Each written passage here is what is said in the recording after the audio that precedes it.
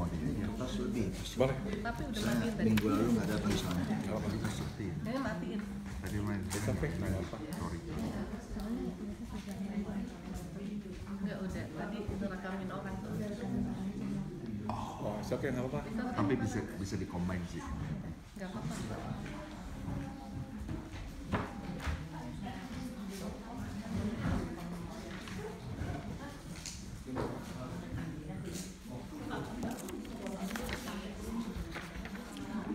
Oke, mari kita membuka kitab Yosua pasal 6.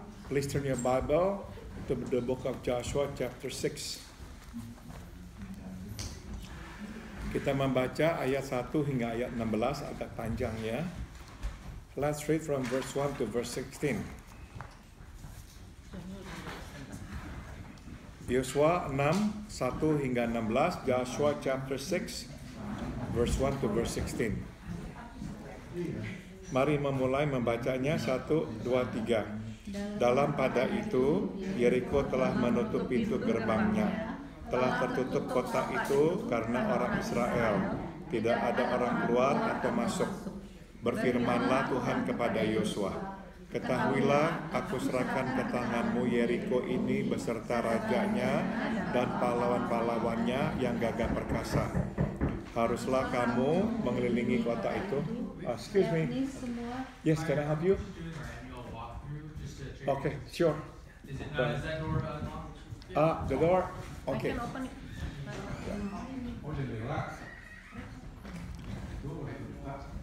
Ini rutin pengecekan alat-alat pemadam kebakaran. Ya. Bisa rutin cek. Ya.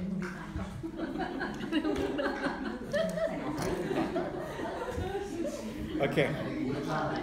Let's continue. Kita baca ayat ketiga. Let's read verse 3.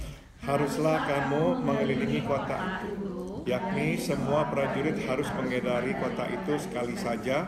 Demikianlah harus engkau perbuat 6 hari lamanya. Dan 7 orang imam harus membawa 7 sangkakala tanduk domba di depan tabut. Tetapi pada hari yang ke-7, 7 kali kamu harus mengelilingi kota itu, sedang para imam meniup sangkakala. Apabila sangkakala tanduk domba itu panjang bunyinya, dan kamu mendengar bunyi sangkakala itu, maka haruslah seluruh bangsa bersorak dengan sorak yang nyaring, maka tembok kota itu akan runtuh. Lalu bangsa itu harus memanjatnya, masing-masing langsung ke depan. Kemudian Yosua bin Nun memanggil para imam dan berkata kepada mereka, angkatlah tabut perjanjian itu. Dan 7 orang imam harus membawa 7 sangkakala tanduk domba di depan tabut Tuhan. Dan kepada bangsa itu dikatakannya, majulah, kelilingilah kota itu, dan orang-orang bersenjata harus berjalan di depan tabut Tuhan.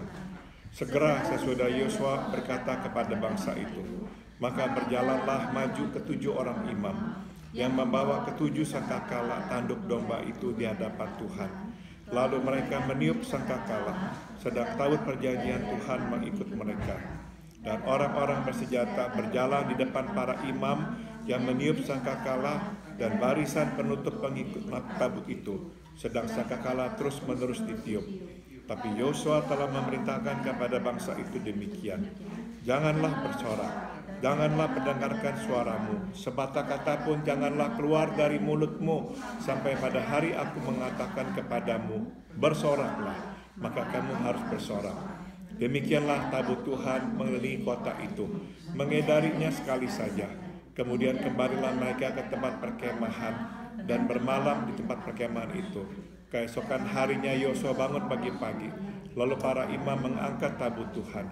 Maka berjalanlah juga ke-7 orang imam yang membawa ke-7 sangkakala tanduk domba itu di depan tabut Tuhan. Sambil berjalan mereka meniup sangkakala, sedang orang-orang bersenjata berjalan di depan mereka, dan barisan penutup mengikut tabut Tuhan. Sementara sangkakala terus-menerus ditiup. Demikianlah pada hari kedua mereka mengelilingi kota itu sekali saja, lalu pulang ke tempat perkemahan. Dan begitulah dilakukan mereka 6 hari lamanya. Tapi pada hari yang ke-7 mereka bangun pagi-pagi ketika fajar menyingsing dan mengelilingi kota 7 kali dengan cara yang sama. Hanya pada hari itu mereka mengelilingi kota itu 7 kali. Lalu pada hari ke-7 kalinya, ketika para imam meniup sangkakala, berkatalah Yosua kepada bangsa itu, bersoraklah, sebab Tuhan telah menyerahkan kota ini kepadamu. Kita stop, mari kita berdoa, let us pray. Bapa dalam surga, kami sudah membaca firman-Mu. Sekarang kami mohon, jelaskanlah supaya kami mengerti. We have read your word, O Heavenly Father. Now we pray, please explain this to us so we will understand it. Dalam nama Tuhan Yesus kami berdoa. In the name of Jesus we all pray. Amin. Amin. Halaman 18, page 18. Beriman tidak bisa setengah-setengah. Beriman mesti sepenuhnya. Tambahkan kata sepenuhnya. To have faith, it cannot be halfway, half-hearted. To have faith, it has to be wholeheartedly. Bila kita berkata bahwa kita percaya pada Tuhan, maka kita pun mesti percaya pada cara Tuhan. Tambahkan kata cara. So if we say that we have faith in God, we trust Him, then we must also trust His way. Cara Tuhan. Dan cara Tuhan sukar untuk dicerna, sebagaimana dapat kita lihat di sini. And God's way sometimes is hard to understand, as we can see it here. Tuhan menyuruh Israel untuk mengelilingi Yeriko sekali setiap hari selama 6 hari. God commanded Israel to go around the city of Jericho once a day for 6 days. Pada hari ke-7, Israel mesti mengelilingi Yeriko 7 kali. But on the 7th day, Israel ought to circle around Jericho 7 times. Setiap kali 7 imam berbaris di depan tabut perjanjian, membawa 7 sangkakala yang terbuat dari tanduk domba dan meniupnya. Every time 7 priests will have to walk in front of the Ark of the Covenant with 7 like trumpets made of the ram's horns and blow it. Pada hari ke-7, di putaran ke-7, Israel diminta berteriak tatkala mendengar sangkakala berbunyi. Di saat itulah tembok Yeriko runtuh. On the 7th day, on the 7th round, the people of Israel were asked to shout when they heard the sound of the trumpet. And that's the time the wall of Jericho would tumble. Nah, saudara, bila kita adalah orang Yeriko, mungkin kita bertanya-tanya apakah yang diperbuat oleh orang Israel. So put yourselves in the shoes of those who live in Jericho. And then you saw what the Israelites were doing, circling, blowing the trumpet, blowing the trumpet, 6 days in a row. Perhaps you would be wondering, what are they doing? Bukannya menyerbu, mereka hanya berbaris mengelilingi kota. They did not attack. They did not dispatch the army. They just walk around the city. Jika kita orang Israel, mungkin kita pun bertanya-tanya, apa gerangan yang sedang kita lakukan? Put yourselves in the shoes of the Israelite army. Perhaps you too would be wondering, what are we doing? Bukannya menyerbu, kita malah disuruh berjalan, mengitari kota dan meniup sangkakala. We were not commanded to invade, to attack. We're commanded to just circle the city and blow the horns. Nah, saudara, cara Tuhan bukan cara yang lazim. Acap kali cara Tuhan berbeda dari cara kita. So you see, God's way is not common. It's not something that we see every day. And oftentimes, God's ways are different from those of ours. Tidak selalu kita dapat mengerti, tambahkan kata mengerti cara Tuhan. So we don't always understand God's ways. Ya, namun ada beberapa hal yang selalu sama dan menjadi ciri khas cara Tuhan. Ya, but there are things about God's ways that are the same, consistent. And that becomes like the main characteristics of God's ways. Stop dulu. Saudara, coba kita bayangkan kalau kita adalah orang Israel. Coba saudara-saudara misalnya adalah tentara. Saudara udah terbiasa berperang. Ya, ingat ya, mereka sudah 40 tahun di gurun pasir. Mereka telah berperang berkali-kali. Nah, saudara bisa nggak bayangkan kalau saudara adalah tentara Israel saat itu? Apakah kira-kira saudara akan mengalami kesulitan menaati perintah Tuhan ini? So put yourself in the shoes of the Israelites' army. Remember, they have been wandering in the desert for about 40 years and they have fought a lot of battles. So you have become like trained. Yeah, you become so accustomed to fighting now. You are soldiers. Just imagine yourself hearing the command of God given through Joshua, and the command is just circle the city and do nothing, just walk around it. Saudara, kalau kita orang biasa, mungkin kita lebih bisa terima loh.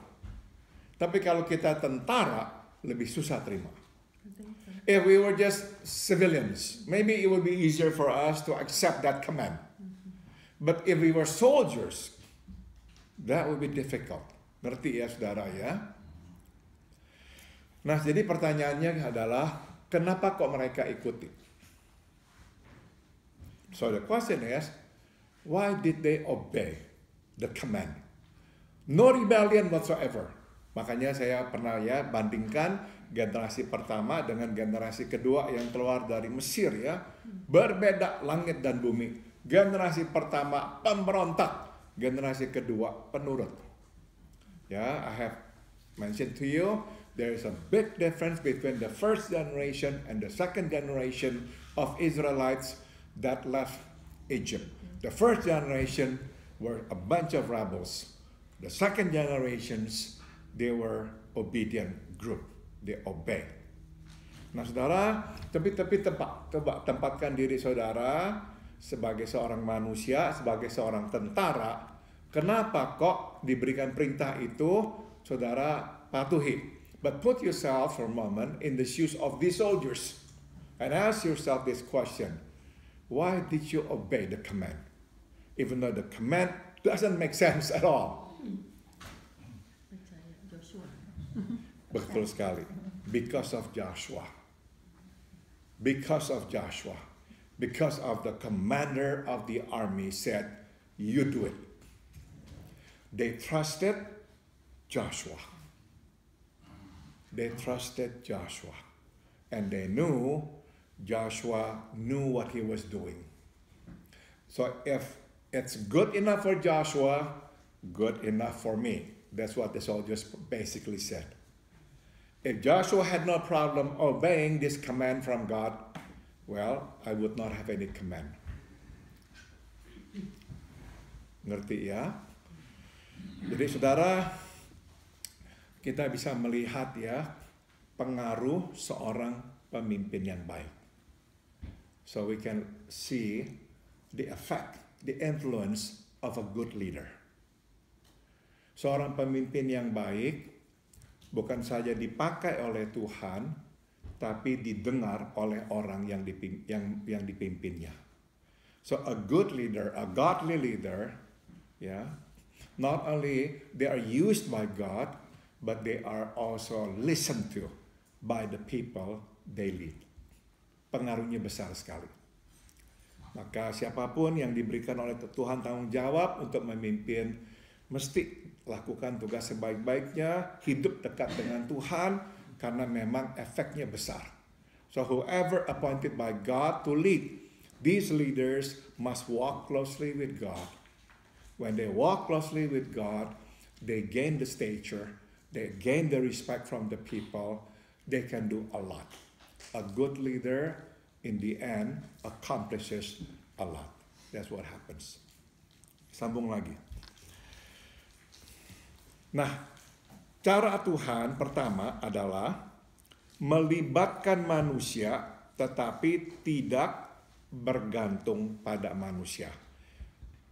Tambahkan kata bergantung. So let's now learn about some of the characteristics of God's ways. First, God's ways involve people but do not depend on people. Involve people but do not depend on people. Israel tetap harus mengitari Yeriko dan akhirnya menyerbu masuk, namun kemenangan, tambahkan kata kemenangan, sudah diberikan kepada Israel sebelum mereka maju berperang. You see, Israel would still have to circle Jericho. And in the end, they still had to invade Jericho. They had to come in, attack Jericho. But victory had been given to Israel before even they marched to war. Before they even invaded Jericho. Jadi di sini kita bisa melihat ya cara Tuhan. Melibatkan manusia, tapi tidak tergantung sama sekali pada manusia. So here we can see God's ways. God's ways involve people, but do not depend on people whatsoever. Sebelum berperang, Tuhan sudah memberikan kemenangan. Before they went to war, God had granted them victory. It did not depend on them whatsoever. No. But it involved them. Itulah cara Tuhan. That's God's way. Kita tetap harus melakukan bagian kita. Tambahkan kata bagian. Kita tidak bisa lepas tangan atau malah lari. We must do our parts. Yeah, we cannot say, I don't care, or run away. We must do our parts. Tuhan ingin kita berpartisipasi di dalam pekerjaannya. God wants us to take part in His work. Tuhan ingin kita menjadi rekan, tambahkan kata rekan, sekerja Allah. God wants us to be His co-laborers, His partners. Namun, jangan takabur dan beranggapan bahwa kekuatan dan kebisaan kita lah yang membuat sesuatu terjadi. But do not be arrogant. Do not even think that it is our own strength and abilities that have made this happen. No. Ya. Juga jangan berpikir bahwa kita adalah bagian yang penting. Begitu pentingnya sehingga tidak ada yang dapat menggantikan kita. Also, do not even think that we are indispensable. So indispensable that there's no one who can replace us. No. We are dispensable. Undangan Tuhan untuk kita berbagian dalam pekerjaannya adalah kehormatan. Tambahkan kata kehormatan. Yang diberikannya kepada kita. Bukan kebergantungan Tuhan pada kita. When God invites us to take part in His work, He is essentially giving us the honor. It doesn't mean that God is so dependent on us. That's why He has to ask us to take part in His work. No, He's not dependent on us. So when He gives us the charge to do something, He is simply giving us the honor to take part in His work.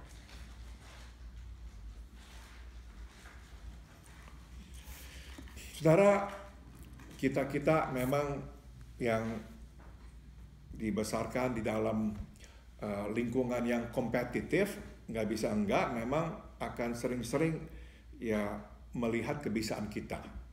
We who have been raised in a competitive environment tend to look at our abilities. Ya, kenapa? Sebab memang orang menyoroti kebisaan kita. Because people look at our abilities. Kita yang dibesarkan dalam lingkungan yang tidak kompetitif, ya mungkin lebih gampang, kita nggak terlalu melihat kebisaan kita. On the contrary, we who were not raised in a competitive environment, perhaps we did not focus much on our abilities.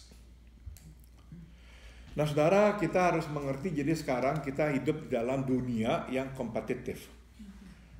And we must understand the time of the age. This is the time of competition. Dari kecil anak-anak itu tuh sebetulnya diaduk dengan anak-anak lainnya. You like it or not, since kids were small, they have to compete against one another. Ya, zaman kita dulu yang udah ada umur ya, nggak seperti ini loh. We are older now, we are not young anymore. Maybe you remember when we were younger, much younger, life was not this competitive. Nah jadi ini yang saya mau tekankan. Karena kita dibesarkan dalam lingkungan yang kompetitif, godaan untuk bergantung pada kekuatan sendiri besar sekali. So we who are raised in this competitive world have to face the temptation even greater. The temptation to depend on us. To think that it is happening because of what we have done. Jadi kita mesti lebih kuat melawan godaan ini. So we who are competitive must fight harder against this temptation. To think that it is because of us. Because of our ability. Ya, kita mesti berani dan lebih keras melawannya. We should fight this. Sebab memang bukan karena kita. Because the fact is, it is not because of us. Karena Tuhan. It is because of God. Saudara, saya kira ini sebabnya Tuhan memakai orang yang biasa-biasa secara luar biasa. I think that's the reason why God uses ordinary people extraordinarily. Sebagai contoh, saudara, siapakah pengkabar Injil yang berbicara atau berkhotbah kepada jutaan orang? Siapa yang saudara ingat? Who is the name of the evangelist used by God to speak to millions of people? Billy Graham. Billy Graham. Saudara, Billy Graham hanya punya gelar aslinya bachelor. Ya, his formal training was actually a bachelor. That's his formal training.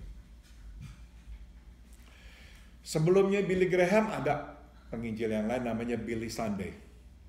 Dan sebelumnya Billy Sunday ada D.L. Moody, Dwight L. Moody. Saudara, mereka orang-orang yang biasa. Bukan orang-orang yang super berpendidikan. Tapi mereka dipakai Tuhan secara super. But God used them extraordinarily.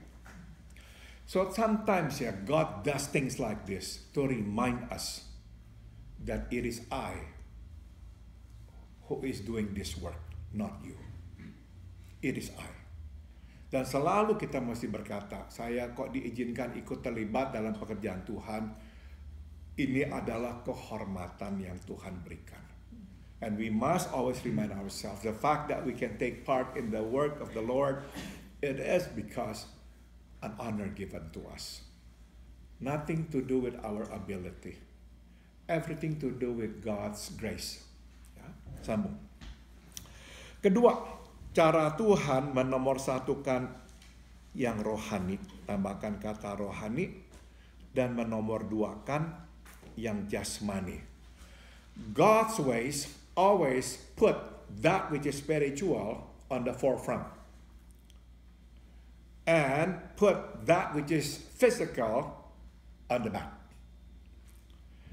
Selama 6 hari Israel diminta mengelilingi Yeriko dengan membawa tabut perjanjian yang adalah lambang kehadiran Allah. Tambahkan kata kehadiran.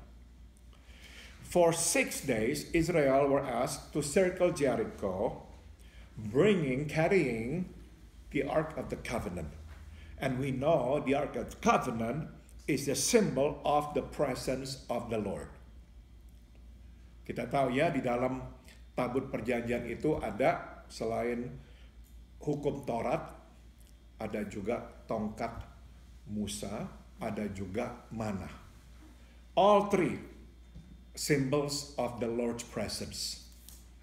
Ya, the 2 logs of stone containing the 10 commandments, the staff of Moses, and the bread, manna bread. The symbols of God's presence. Jadi saudara, waktu mereka itu tuh membawa tabut perjanjian, mereka seolah-olah membawa kehadiran Allah. So when they carry the Ark of the Covenant, it's the same thing as Azevia, they are carrying the presence of God. Nah, ini sebelum kita melakukan pekerjaan Tuhan, kita mesti datang kepada Tuhan terlebih dahulu. So here's the lesson that we can glean. Before we do begin the work of God, we must come to God first. Inilah sumber kekuatan dan kemenangan kita. This is the source of our strength and this is our victory. Sebelum Tuhan Yesus memulai pelayanannya, ia pergi ke gurun untuk berdoa dan berpuasa selama 40 hari. Before Jesus began his ministry, he went to the desert to pray and to fast for 40 days. Sebelum Musa memulai pelayanannya, dia digembleng di padang gurun Midian selama 40 tahun. Before Moses began his work ministry, bringing Israel out of Egypt, God shaped him. God forged him in the Midian desert for 40 years. Sebelum Tuhan kita Yesus naik ke kayu salib untuk mati, ia naik ke Getsemani untuk berdoa. Tambahkan kata berdoa. Before Jesus our Lord went up to the cross, he went up to Getsemani to pray. Nah, jadi pekerjaan Tuhan adalah pekerjaan yang bersifat rohani, walau sekilas tampak seperti pekerjaan jasmani. So you see, the work of God is a spiritual work, even though at times it seems like a physical world. Jadi datanglah dan timbaklah kekuatan dari persekutuan. Tambahkan kata persekutuan. Dengan Tuhan sebelum kita bergerak maju. So always come to God. Draw from his strength before we begin the work.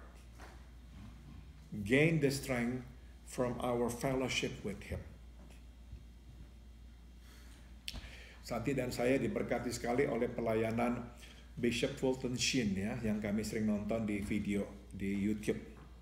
Santi and I have been blessed by the ministry of Bishop Fulton Sheen through the YouTube channels. Saudara, beliaulah yang memperkenalkan konsep di kalangan Catholic seminarians, the Holy Hour. Beliau itu memperkenalkan konsep waktu kudus 1 jam. Jadi dia mengajarkan kepada para bishop, pada murid-muridnya, sebelum kamu berbuat apa-apa, setiap pagi 1 jam berikan itu untuk kamu bersekutu dengan Tuhan. Before you do anything, spend 1 hour just with God. Saudara, saya sendiri tidak menghabiskan 1 jam ya secara formal baca Alkitab atau berdoa, tapi memang saya baca Alkitab, saya berdoa, dan kemudian saya suka baca buku-buku yang lain. Jadi saya berusaha juga ya memberi waktu itu untuk Tuhan. I don't spend 1 hour reading the Bible and praying per se, but I do spend reading the Bible and praying and also reading other books, spiritual books. Usually I try to do it in the morning. Saudara pernah menonton film-film Mark Wahlberg ya? You have seen, I'm sure, the movies by Mark Wahlberg. Saudara, dia adalah seorang Kristen yang saleh. He's a very devout Catholic. He's a strong Christian. Nah, saudara, dia mempunyai kebiasaan hidup yang baik. He has a very good life habit. Tebak, dia bangun tidur jam berapa? Setiap hari, sebisanya. Jam 4 pagi. He tries his best to get up every morning at 4. Kalau dia harus syuting film malam, ya dia harus tidur malam, ya tidurnya bangunnya agak siangan. Tapi kalau tidak ada apa-apa, dia akan tidur jam 7, jam 8 malam. If there is no movie shootings, then he will actually go to bed around 7 to 8 o'clock. And at 3:30, before 4 o'clock, he's already up. Dan apa yang dia lakukan, saudara? That one. Reading the Bible, praying. Ya, kalau saudara nonton filmnya, memang banyak sekali sumpah serapanya karena film. Dia harus lakukan itu. Tapi dalam hidup sehari-harinya, dia seorang yang saleh. Yeah, if you watch his movies, perhaps you wonder, wow, a lot of cussing, a lot of swearing. Movie, he has to do it. But in his life, he's a very godly man. Tapi saudara, dia katakan itu. Dia akan pagi-pagi bangun karena dia mau bersekutu dengan Tuhan sebelum istrinya dan anak-anaknya bangun. He would do that every morning because he wanted to spend time with God before his wife and his children wake up. Dan saya pernah cerita kepada saudara, hari Minggu luar biasa saudara. Wait until I tell you what happened on Sunday, what he does on Sunday. Setiap hari kan dia bangun jam 4 pagi ya saudara ya. Jadi hari Minggu setelah dia bangun, selesai dia berdoa dan sebagainya, dia akan ikut misa yang pertama, early morning. He would go to church, ya, attend the first mass, early morning. Setelah selesai, dia pulang ke rumah, dia siapkan makan pagi buat istri dan anak-anaknya, mereka semua makan pagi, kemudian pergi lagi ke gereja kedua kali. So after he finishes the first mass, he would come home, he would prepare breakfast for his wife and his children. After that, he would take them all to church for the second mass, and he would go to mass again. Makanya saudara, saya nggak bisa nggak melihat Tuhan memakainya. We cannot help but see God uses him. Lagi Super Bowl, belum lama ini, kan ada komersialnya. Nah, salah satu tuh komersialnya adalah Hello app. Ya, maybe Shafi and Paul were watching. You watch the Super Bowl ya, with Paul ya. Ada komersial Hello app. He spoke about what? Praying. Remember? He asked people to pray. Dan itu Hello app, saudara. Hello itu artinya kudus ya. Ditonton oleh berapa banyak orang, ternyata terbanyak. Begitu banyak orang nonton. Ya. Dan begitu banyak orang akhirnya terus-menerus nonton itu dan mulai berdoa. And so many people when they watch that, they are reminded to pray and they began praying. Luar biasa. Dia dan Jonathan Rumi yang memainkan peran sebagai Yesus dalam film The Chosen, di interview ya di Channel 7, di Fox News, bahkan di Fox News mereka di podcastnya itu tuh ada doanya, mereka doa dan ditutup dengan doanya Jonathan Rumi. We surrender to you Lord Jesus, we surrender to you Lord Jesus, we surrender to you Lord Jesus.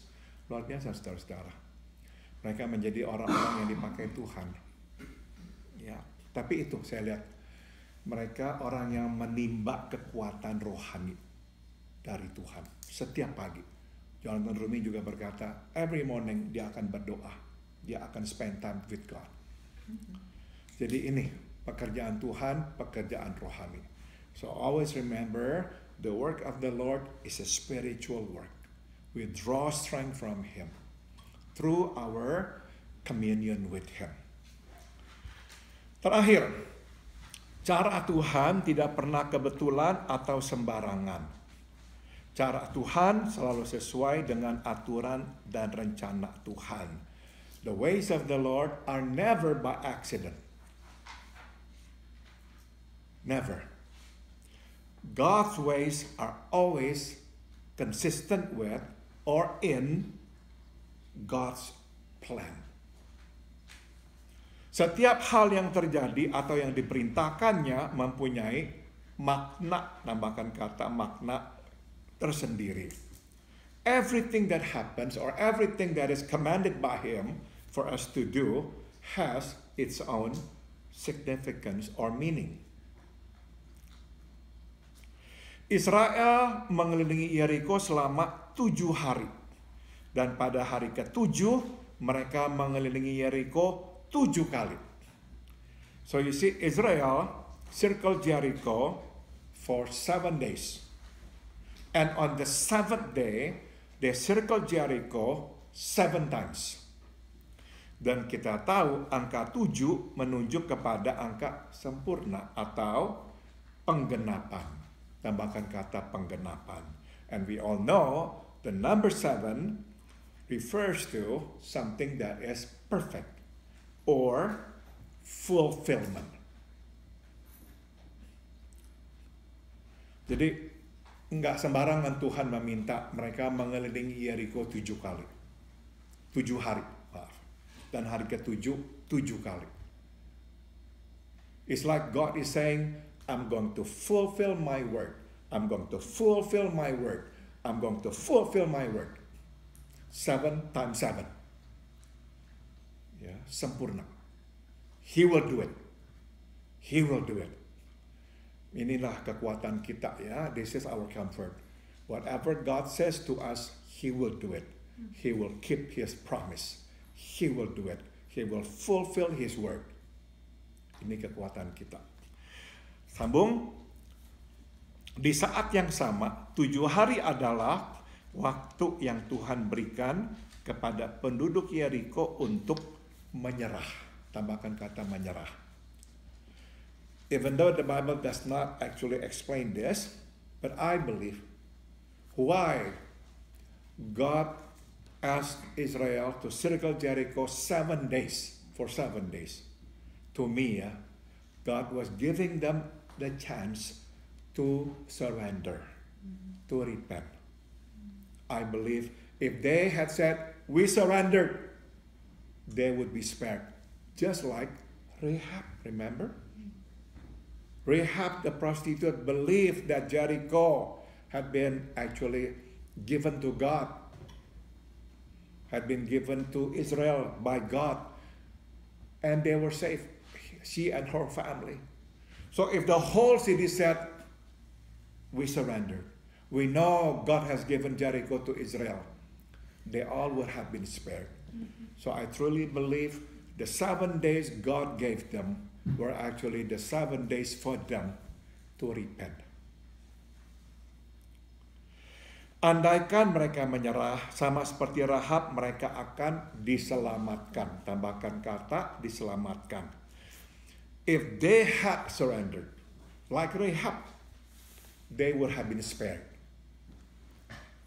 Jadi setiap kali sangkakala berbunyi, mereka dipanggil dan diberi kesempatan untuk menyerah. So you see, we can say that every time the priest blow their horns, it's like God is calling them and giving them the opportunity to surrender. Every time. Inilah yang Tuhan lakukan kepada kita orang berdosa. And this is what God does to us sinners. Ya, Tuhan selalu meniup sangkakalanya, memanggil kita untuk kita bertobat. God always asks His angels to blow His horns, calling us to repent. Ya. Tuhan baik, tapi sayang mereka terus mengeraskan hati. You see, God is good, but too bad they harden their hearts. Mereka malah menutup pintu, tambahkan kata pintu. Verse 1 says that.